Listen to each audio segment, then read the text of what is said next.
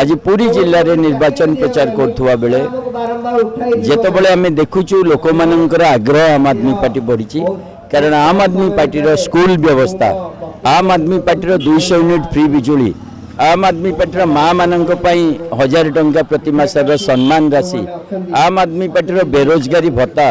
आम आदमी पार्टी रोजगार ग्यारंटी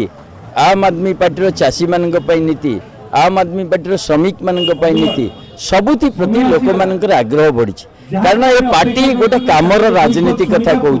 ए पार्टी गवर्नेंस कथा कहूँ जिते आम देखुचे ओडिशा कॉन्टेक्स्ट रे 25 वर्षर नवीन पट्टनायक शासन समय 50 लाख युवक युवती दादन खटिबा को जाइछन्ति ओडिशा रे जदि आपण देखिबे सामग्रिक भाव में 7000 स्कूल नवीन बाबू ताला पकई सारे ओडिशा रे जेहेतु विकल्प नहीं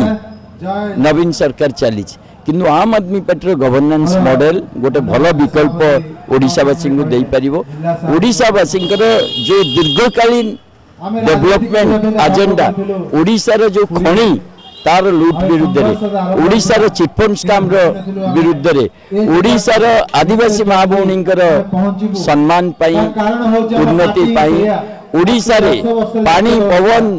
एवं परिवेश सुरक्षा पाई मु भावुची आम आदमी पार्टी आवश्यकता रही ग्राउंड रे लोक मानकर जो भाव में समर्थन मिलूची ये सूचित करुचे जे आगामी दिन रे आम आदमी पार्टी एक विकल्प दब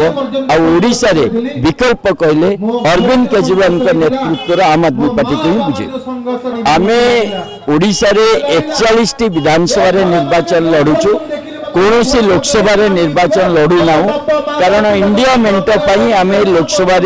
समर्थन दौचु किंतु विधानसभा क्षेत्र में जो जो जगार आमर भल संगठन अच्छी पार्टी अच्छी आम मजबूती सहित निर्वाचन लड़ुचु एवं सबु विधानसभा क्षेत्र में लोक मानकर समर्थन मिलूची आम आदमी पार्टी एजेंडा प्रति समर्थन अच्छी अरविंद केजरीवाल कामर राजनीति प्रति समर्थन अच्छी एवं बीजेपी बीजेडी रो जो मिलित एजेंडा जो अघोषित मेंट ता विरुद्ध रे लोकंकर समर्थन मिलुची तेणु आगामी दिन में आम आदमी पार्टी ओडिशा रे परिवर्तन आनिबो ओडिशावासी सहयोग रे विकल्प दो।